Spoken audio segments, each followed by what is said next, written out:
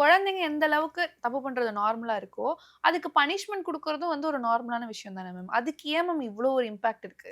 இது இது நம்ம நார்மலைஸ் ஆக்க முடியாது. இந்த பனிஷ்மென்ட்லயே நெறைய கேட்டகரிஸ் இருக்கு. அப்யூஸ் பண்றது, பிசிக்கலா ஒருத்தவங்கள அடிக்கிறாங்கன்னா, that is abuse. Physical abuse. அது யாரா இருந்தாலும் சரி. ஓகே. நான் வந்து 1 அடி தான் அடிச்சேன், 10 அடி தான் அடிச்சேன். இல்ல. வலி வலி தான். எப்படி இருந்தாலும்.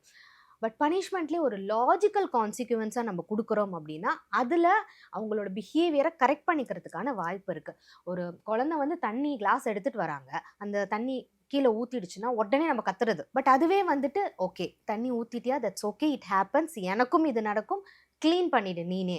இது லாஜிக்கல் கான்சிக்வென்ஸ். நீ ஒரு நாள் ஸ்க்ரீன் டைம் நான் குடுக்கறத வந்து நீ டைம் எக்ஸீட் பண்ணிட்ட. இல்ல அம்மாக்கு தெரியாம ஏதோ ஒரு ஸ்க்ரீன் டைம நீ பார்க்குற, அம்மாக்கு அது தெரிஞ்சிருச்சு அப்டின்னா, உனக்கு நாளைக்கு உன்னோட ஸ்க்ரீன் டைம் குடுக்க மாட்டேன். இது லாஜிக்கல் கான்சிக்வென்ஸ். ஃபோன புடுங்கி, இன்டர்நெட்ட டிஸ்கனெக்ட் பண்றதெல்லாம் நோ, வொர்க் அவுட் ஆகாது. ஸோ அது மாதிரி வந்துட்டு இது வந்து நார்மலைஸ் ஆகுற விஷயம் கிடையாது. இப்போ ஒரு குழந்தைய வந்து நம்ப கல் உப்பு மேல முட்டி போட வைக்கிறது வந்து நோ நார்மல் கிடையாது அது. அது வந்து எந்த அளவுக்கு அவங்களுக்குள்ள ஒரு வலிய உண்டாக்கும். தவறு வந்து எல்லாருமே செய்றோம் தான். அடல்ட்ஸும் செய்றோம் தான். ஆனா அந்த தவறுக்கு இதுதான் பனிஷ்மென்ட்டா? அப்படின்றது பேரண்ட்ஸ் கண்டிப்பா யோசிக்கணும்.